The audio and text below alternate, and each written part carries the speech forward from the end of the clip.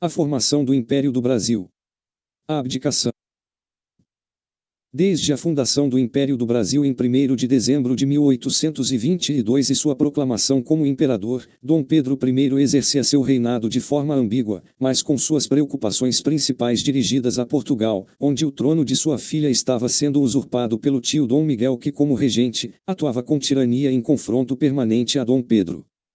A fundação do Império do Brasil não transformava Dom Pedro em imperador, mas numa figura política ambígua muito ligada ainda ao já moribundo Império Português, que para todos os efeitos, ele representava essa figura imperial máxima.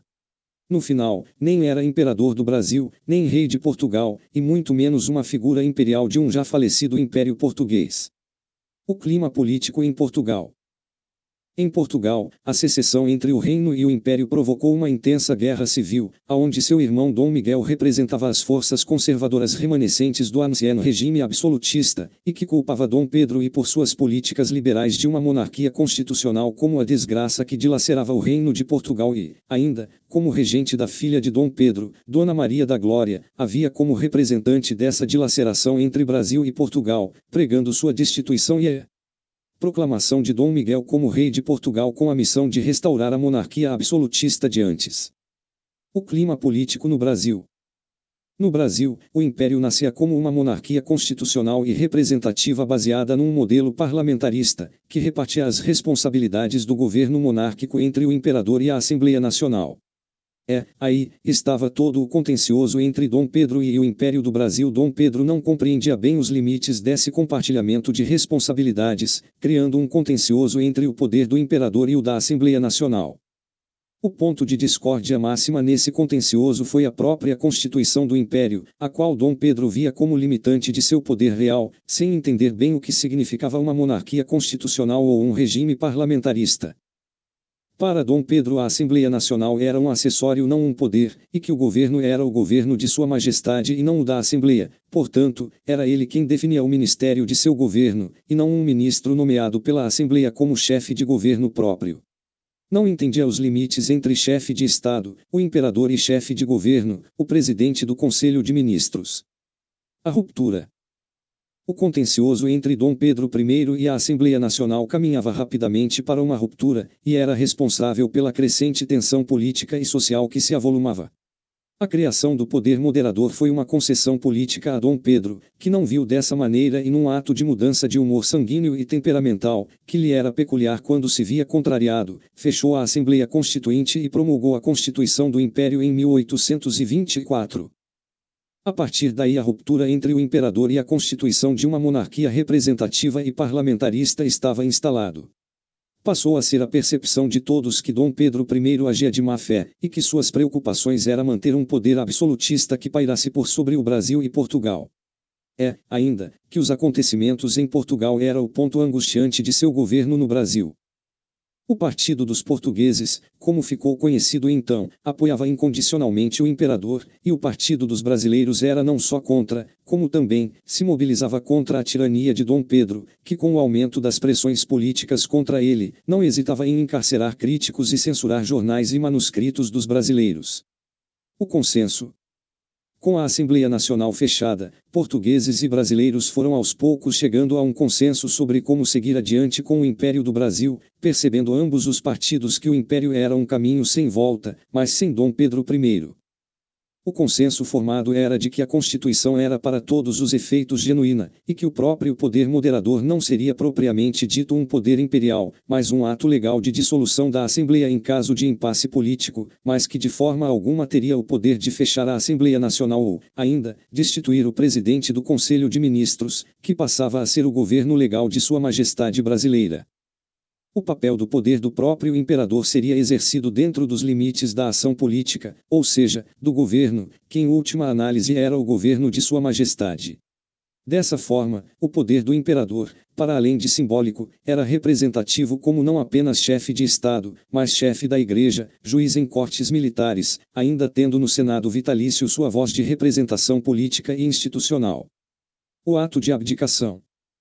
Diante do consenso político entre portugueses e brasileiros, o chefe da Guarda Imperial, Dom Alves de Lima e Silva, manda reabrir a Assembleia Nacional, soltar todos os presos políticos, recebendo a incumbência de comunicar a Dom Pedro I em São Cristóvão as decisões da Assembleia que recomendava a Sua Majestade que abdicasse em favor de seu filho, também, Pedro, ainda criança, mas que com a maioridade seria reconhecido como Dom Pedro II e Imperador do Brasil.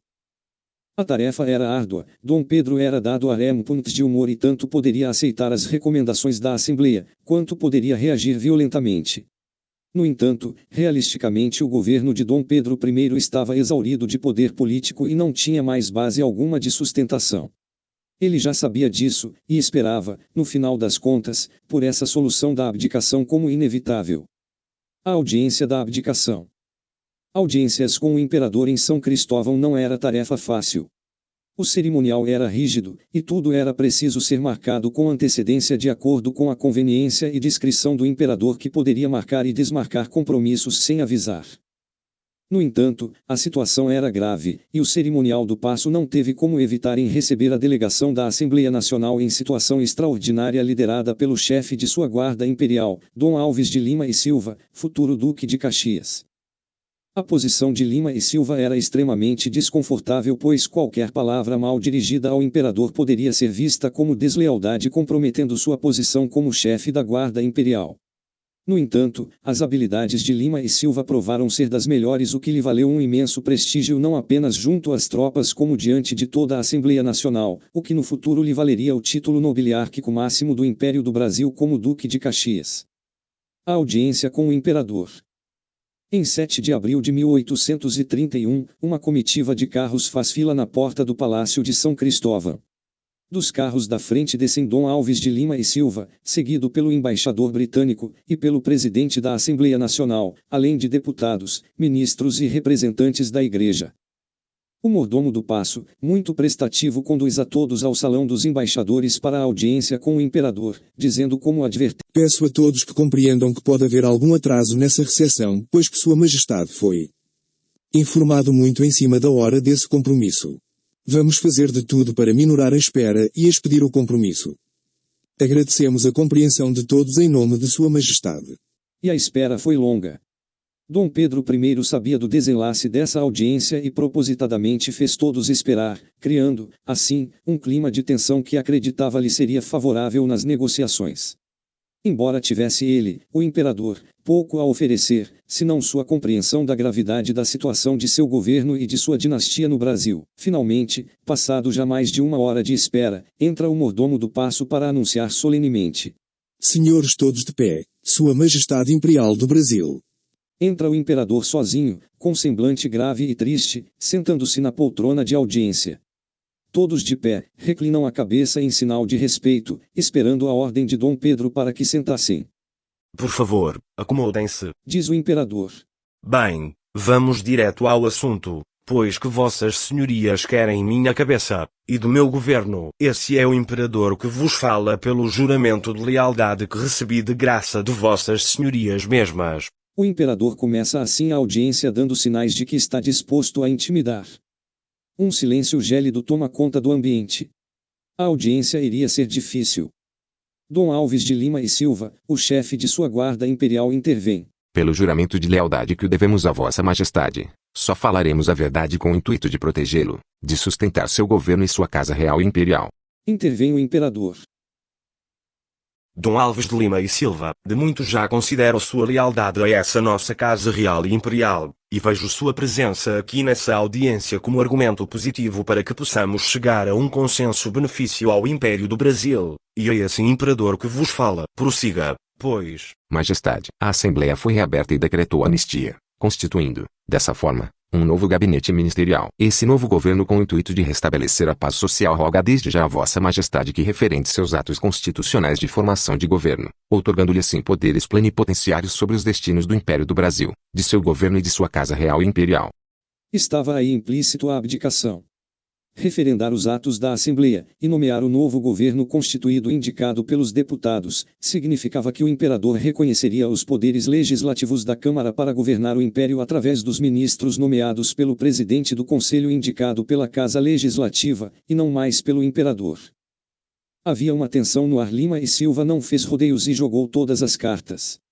A abdicação estava posta por sobre a mesa. O imperador mirou todos com atenção, e com a voz embargada disse: Parece que minha missão no Brasil terminou. Perdi um império para meu filho e um reino para minha filha. Nada mais me resta. Tive um destino atribulado e incerto. Retruca Lima e Silva. De modo algum, Vossa Majestade é pai de 2 reinos do Brasil e de Portugal. No final, expandiu sua casa real e imperial. Deixa como consolo as altas tradições tanto de Portugal quanto do Brasil para uma descendência que atravessará a história de 2 continentes. Um ato de celebração, Lima e Silva levanta-se da cadeira e diz: Senhores todos de pé, saudemos todos a Sua Majestade Imperial do Brasil. Aplausos e vivas ao imperador. Intervém o embaixador britânico. A missão de Vossa Majestade now terminu. Portugal está convulso com seu irmão Miguel como regente. Preocupa o governo de Sua Majestade Britânica a atual influência francesa sobre Portugal. Sua Majestade teme que Portugal seja usado para revivar as infames tradições cordilhescas do General Napoleão, e que a guerra volta à Europa. Não podemos permitir isso. Continuando, explicou a Dom Pedro I os planos britânicos. Uma corveta britânica o espera no porto de Rio de Janeiro para levá-lo a Londres onde se juntará. Almirantado conjunto luso-britânico com o objetivo de destituir seu irmão Dom Miguel. E reestabeleça o governo de sua filha Dona Maria de a Glória. Tendo Vossa Majestade mesmo como regente, Vossa Majestade é imprescindível. E o momento é crítico tanto em Portugal como na Europa. As palavras do embaixador britânico animaram o espírito empreendedor de Dom Pedro, que disse: Parece que ainda me necessitam. Estou pronto. Essas palavras soaram como um alívio que dissolveu as tensões de antes. A abdicação já era uma realidade. Em suas últimas palavras, Dom Pedro I do Brasil e IV de Portugal disse: Senhoras, vossas senhorias, retiro-me da história do Brasil para sempre, e deixo meu filho para que faça um bom uso da sabedoria de nossa Casa Real e Imperial de Bragança, e que ele possa restabelecer essa ligação indivisível que sempre haverá entre Portugal e o Brasil. Dom Alves de Lima e Silva lidera o coro. Que Deus salve Vossa Majestade do Brasil. Que Deus salve Vossa Majestade do Brasil. Que Deus salve Vossa Majestade do Brasil. Dom Pedro I levantou-se da poltrona de audiência, e acompanhado por seu mordomo desaparece de cena pela porta principal do Salão dos Embaixadores de São Cristóvão sob o coro insistente e aplausos.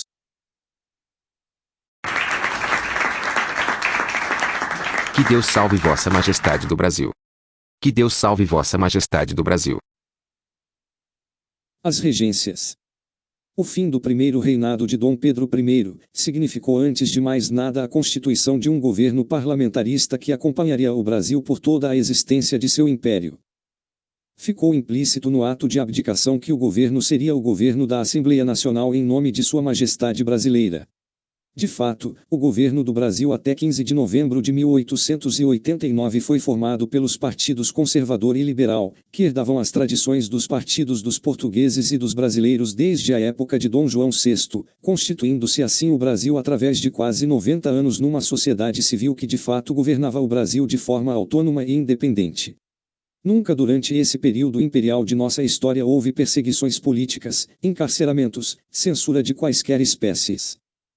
A ordem social no Império do Brasil tinha o imperador no centro atuando em conjunto com a igreja da qual ele era o representante máximo. O poder político era dessa sociedade civil constituída, e representada pela Assembleia Nacional e ambos, tanto o poder político e social, estabeleceram uma harmonia que reconhecia os limites de cada um.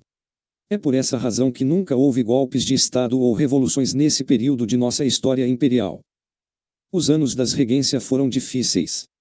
O governo era monárquico, mas sem um imperador, o que suscitava as oligarquias regionais a atuarem à margem do gabinete de ministros no Rio de Janeiro. Era Dom Alves de Lima e Silva que atuava como não apenas tutor legal do imperador infante, mas também, como aquele que reforçava as tradições reais e imperiais dando legitimidade ao Império do Brasil. O império durou enquanto viveu o Duque de Caxias. Que Deus salve Sua Majestade do Brasil. Que Deus salve o Duque de Caxias. Caxias. Pelo professor Ricardo Gomes Rodrigues.